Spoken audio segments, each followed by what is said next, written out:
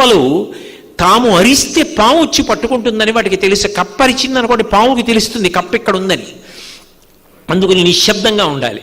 కానీ ఈ 3 జాతుల కప్పలు ఏం చేస్తాయంటేట, వర్షం పడి నీళ్లు భూమి మీదకి వస్తే, స్వామి వాన ఇచ్చావు, నీకు మేము కృతజ్ఞత చెప్పకుండా ఉండలేం.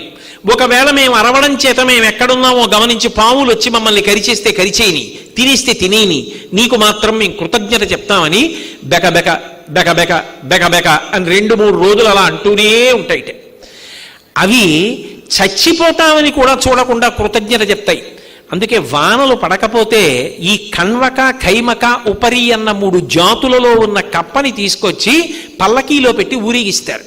స్వామి మేము కృతజ్ఞులమై ప్రవర్తించాం, యజ్ఞయాగాదులు చెయ్యట్లేదు, నీ మీద కృతజ్ఞత కలిగిన వాటిని పల్లకీలో పెట్టి పట్టుకున్నాం, వాటి ముఖం చూసి మాకు వాన కురిపించని. కప్పకి పూజ చేస్తే వాన వస్తుందన్న ఆచారం అందుకొచ్చింది. కృతజ్ఞత